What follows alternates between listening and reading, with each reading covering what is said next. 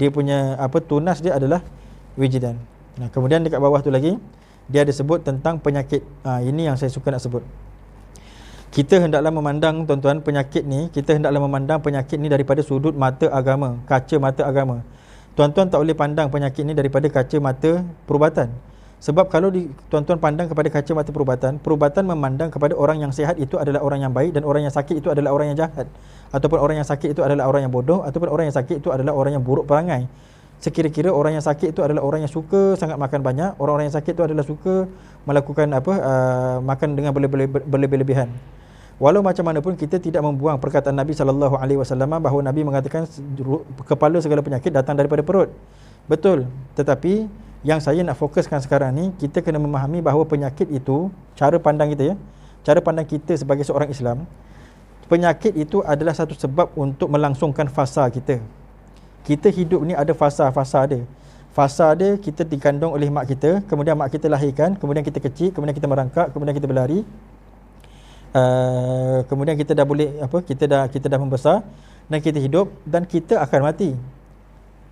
Jadi Allah dengan takdirnya, dengan bijaksananya menjadikan semua yang berlaku itu adalah ada sunnahnya. Ada sunnah ni maksudnya ada sebabnya. Jadi kalau untuk mati mestilah berlaku dengan kegagalan anggota badan. Gagal anggota badan tu dah gagal. Gagal jantung, gagal buah pinggang, gagal semua gagal. Darah gagal, darah sepatutnya darah putih banyak mana, darah merah banyak mana, jadi gagal. Jadi tak sepatutnya darah tu terjadi seperti itu sampai orang tu dapat penyakit ataupun datang ketumbuhan, datang apa. Jadi semua benda tu adalah asbab untuk Allah panggil kita balik. Tapi tak semestinya bila penyakit tu datang kita akan mati dalam masa yang terdekat. Kadang-kadang orang tu dia kanser fasa 4, anak dia tak ada penyakit pun. Anak dia pergi kerja aksiden mati. Dia kanser fasa 4 tahun lagi tak mati-mati lagi. Jadi yang nak menentukan kita mati ataupun hidup Allah. Yang nak menentukan kita mati ataupun hidup Allah, bukan penyakit. Jadi penyakit ni Allah bagi, untung Allah bagi penyakit kepada kita. Yang pertama supaya kita terampun dosa. Yang kedua supaya kita beringat. Jadi yang saya nak sebut sekarang, pandang penyakit tu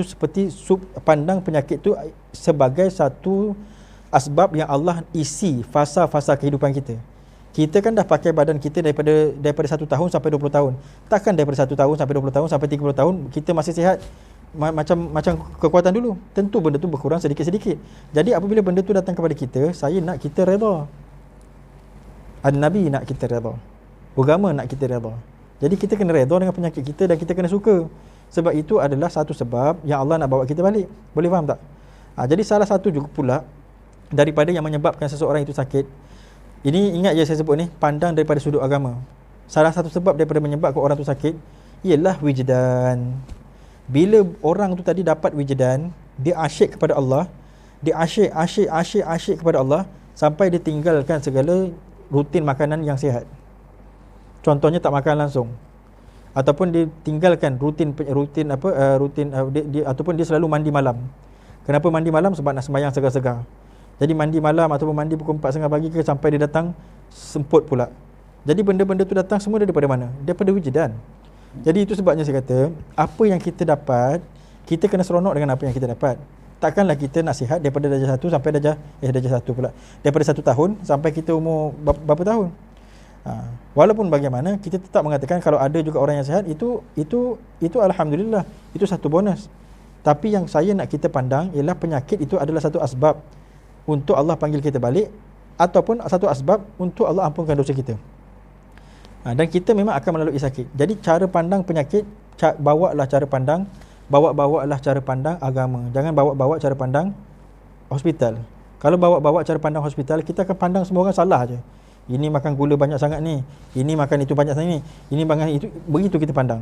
Padahal Allah dah meletakkan takdir tu, bila kita nak balik, apa yang kena dekat orang ni dulu dapat penyakit sebab apa? Entahkan dia beramal ke, entah apa. Orang ni dapat penyakit sebab apa? Sebab Allah nak ampunkan dosa dia ke? Sebab dulu waktu dia muda-muda dia tak mengaji. Bila dah tua baru dia dapat tahu haid, tahu apa. Jadi Allah pun macam mana nak hapuskan dosa dia? Bagi dia penyakit. Jadi supaya dia balik kepada Allah besok ketika dia nak mati bersih. Kalau dia tak sakit, siapa nak jawab? Siapa nak tanggung? Dia boleh tanggung dia punya masalah ilmu fardu ain yang ditinggal waktu dia kecil. Waktu dia muda-muda dulu. Boleh dia nak tanggung. Tentu tak boleh. Jadi Allah dengan rahmatnya bagi penyakit. Jadi penyakit itu tuan-tuan, pandang dengan pandangan yang saya ajar ni, pandang dengan pandangan yang agama nak. Penyakit itu adalah keuntungan kita. Kita lalu je fasa ni sampai kita habiskan umur kita dan kita balik kepada Allah. Jadi saya harap puan-puan nampak tiga perkara tuan-tuan dan puan-puan nampaklah apa yang kita baca hari ini, iaitu pada masalah wijidan. Wijidan satu benda yang fardu mesti ada pada kita. Kemudian dekat situ disebut juga wijidan tu mengenderai beberapa bahagian. Kena ingat tadi wijidan tu ada nafsaniyah, ada rauhaniyah. Rauhaniyah pula ada ikhtiyariyah, ada itirariyah. Jadi ada beza-beza dia. Jadi dia pun menyebut akhir sekali tadi wijidan tu ada bermacam-macam, ada 10 dia kata dekat situ. Kemudian dia dituliskan oleh Syekh Abdul Qadir, saya rasa lebih kurang 12 kat situ. Jadi mudah-mudahan tuan-tuan dan puan-puan mendapat faedah lah daripada apa yang saya sebut ni. Yang akhir sekali tu saya ingatkan fasa umur kita, gunakan umur kita untuk Allah. Itu saja. Dan jangan takut dengan penyakit, takut hanya kepada Allah. Wallahu subhanahu wa ta'ala alam. InsyaAllah lagi akan datang kita sambung pada tengoklah ya hari Isnin ke, kalau saya tak daya hari Selasa ke, tengoklah macam mana keadaan nanti. Nanti saya apa-apa saya akan maklumkan. Nanti minta tolong Tuan Haji Fazli dengan Abang Sri lah. Saya takut Tuan Haji Fazli sebab saya tanggungkan banyak pada Tuan Haji Fazli, takut Tuan Haji Fazli tak menang tangan. Jadi Tuan Haji Fazli dengan Abang Sri nanti saya beri tanggungjawab untuk blast dekat dalam grup dan blast di FB. Wallahu subhanahu wa ta'ala alam.